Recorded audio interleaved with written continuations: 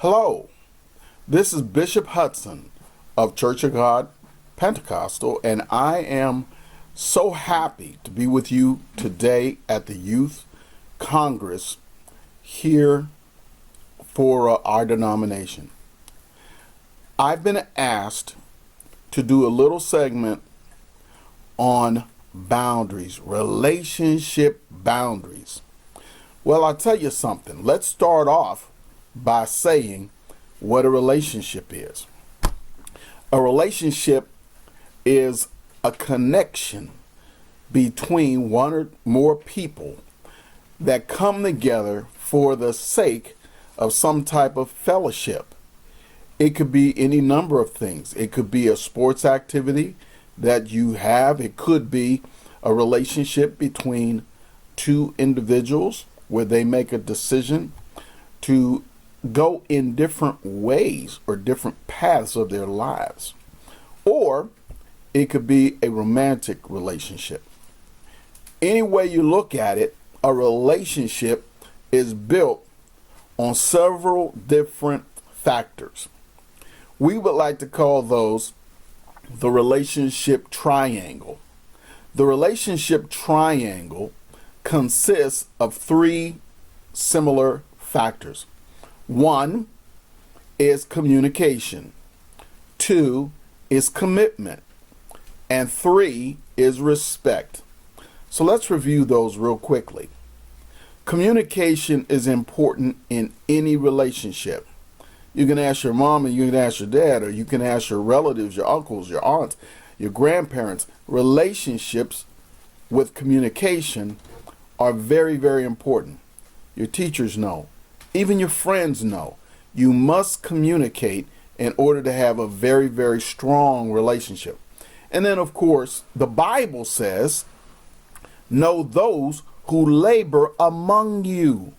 In other words, the relationships that you share with the individuals that you know and you hang with is important. You have to know them. You have to do your best to not only know them, but make decisions about actions that are right and actions that are wrong. Now, the number two thing is commitment. Commitment is your ability to cling together, to be in a position where you are saying, yes, this is what I'm looking for. This is what I want with this person, or whatever the endeavor is that you might do. So being committed means that you're patient, you're persistent, you're able to stay the way. The Bible says you must stand, and as you stand, you're very, very patient, you're long-suffering. That's a word that we use to talk about being disciplined and being in a position of being committed. You stand. Number three, respect. Respect is extremely important. Without respect, a relationship will crumble, because that means that someone is exercising in selfishness and they're not truly caring about the other person. And if you have a lack of respect, it will go into the thing that we really don't want, which is boundaries violations. In your boundaries, in personal boundaries, there are a couple things that you have that you want to maintain.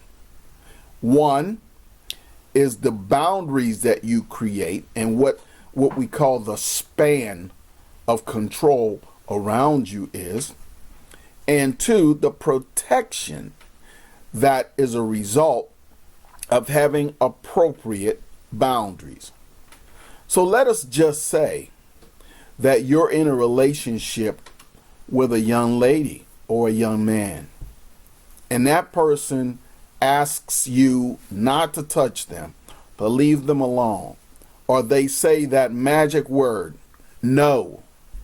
If they say no, you cannot violate their boundaries, or you cannot cross their boundaries. So you have boundary crossings and you have boundary violations.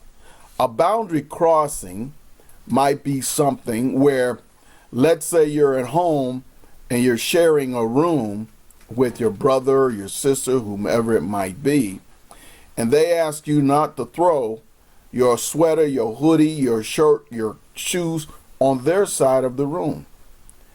And you do it anyway.